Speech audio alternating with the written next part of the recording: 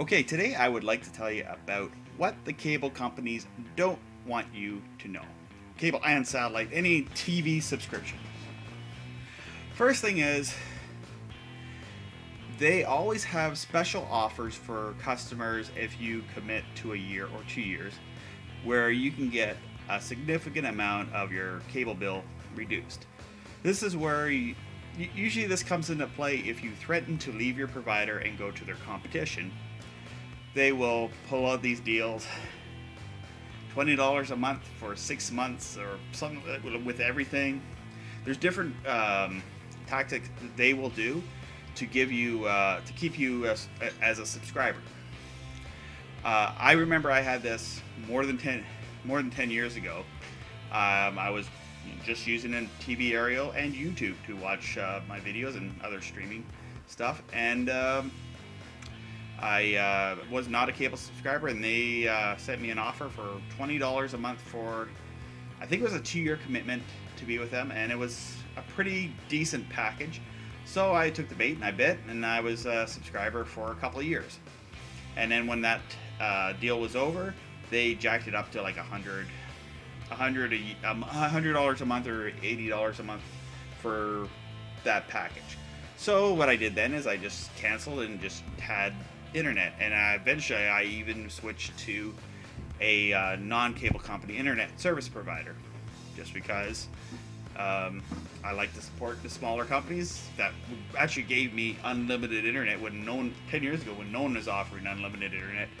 I did find a ISP that was not one of the big cable companies, so I was able to go through them and have a better deal. So always look around, shop around. And also with the company you're with, call them and tell. And when you're looking around, give them an opportunity to match the offer. And sometimes you can save a lot of money doing this.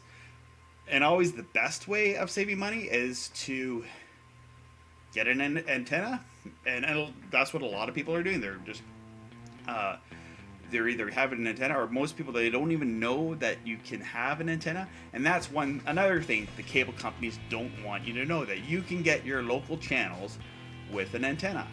Just simply hooking an antenna, and I've done lots of videos about antennas. If you watch my channel, do a search for antennas, you'll see all sorts of stuff.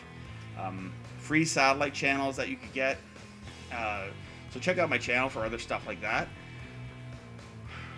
So yeah, there's many things they don't want you to know about that, and they want you to think that that's the only way to get TV is through them. But there is other ways, and some TV stations even have their shows on their websites. So as long as you have high-speed internet, you could watch those shows on their websites. Hello, cable company. Would you take my offer of $5 a month? $5 a month. Is my money no good? $5 a month. Hello? Hello? A lot of the cable companies will charge over $100 a month. I know I have one friend, he pays over $200 a month for his cable, and that's with the PVR rental, and I think he has everything. He told me he has everything you can possibly get, and he pays $200 a month. I was like, why? It's your money. It's your choice. But wow, that's a lot of money. And then I've known some senior citizens, and they pay over $100 a month, and they have skinny basic. So they should be paying $20 a month, but because they never call and try to lower the bill, the cable companies rely on these people to keep them going, because so many people are going to stream other providers because there's more competition. For years, cable companies, there wasn't a lot of competition, but now in 2017, there's a lot of competition. You can do streaming, you can do over the air, and just rent videos. That's one thing I always did when I didn't have cable. I went to the local public library. The public library had tons of movies, and all I needed was my library card. And I get tons of movies on DVD, VHS, but most over the last 10 years, they've all switched to DVDs. The little history of the cable companies is there might have been a time when they were needed, when you could have had when there was like a master antenna system.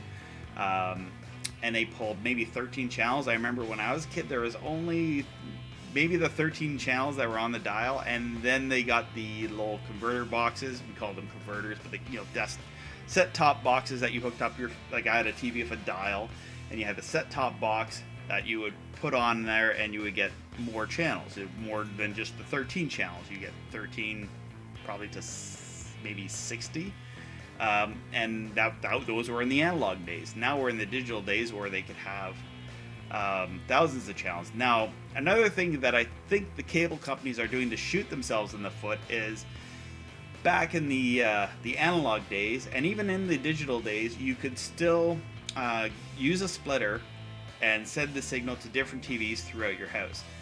Not anymore. They want you to pay a fee for each set-top box. So that means you're using more electricity to power up these boxes so that you can get your TV channels. And those boxes are left on all the time, and you have to leave them on all the time, or else they'll go unactivated, and you'll have to call them back up to reactivate it. But the same thing, you need a set-top box. And for senior citizens, I don't mean to pick on some senior citizens, they know a lot about technology, but I do know a few people, friends and family that are loved dearly, but they just struggle with, every time I come over, I have to fix their cable box, and it's just the simplest thing. The closed captioning button got pressed, and they have the closed captioning on. But yeah, having the set-top box is such a pain to deal with. I wish that the TV sets had the receivers built into them. Most TVs do. Most TVs have the capability of getting clear QAM, as they sometimes call it, signals. I remember having cable and doing a scan with the TVs and being able to see a few of the clear QAM channels in the clear. It's kind of like this equivalent to ATSC. Yeah, definitely, if you want to save money, always threaten the competition. And if you live in an apartment building and you're not allowed to get satellite, still say, I'm going to go with the satellite provider. Because find out what the satellite provider is offering. Even though if the apartment building won't allow that, tell the cable company you're going to go there, because then they don't know that you live in an apartment building or not. They'll give you a good deal if you call and try. It's just, you got to know how to call and get them to bend over, because they want to keep you paying them. So what they'll try to do is make you commit to probably 2 years. But sometimes it's a pretty good deal. I mean, sometimes they'll offer phone, internet, and TV for like $100 a month. So all those services combined in is actually a pretty good deal. I do admit that it is a decent deal. Your local TV channels and that. And sometimes people can't set up a good antenna. They're in an apartment building and they're on the wrong side of the building, which does make things problematic. And it also is weather. There's a lot of weather related. So there's some people, they just need to get the service, but definitely you can make them come down. And we need the consumers. We need to make these companies become comparable with like a Netflix service, because they were back in when the cable first started, they were like $5-8 a month for cable, and that's probably back in the 13 channels or the 40 channel days. They were like $5 a month or $8 a month, $10 a month, and now they're up to $100 a month for a bunch of channels. You can only watch one channel at a time. So anyway, call your cable company and try to get them to bring it down. If not, just watch some of my videos on how to set up an antenna. Thank you for watching. Happy Satellite Nerd here. Have a good day.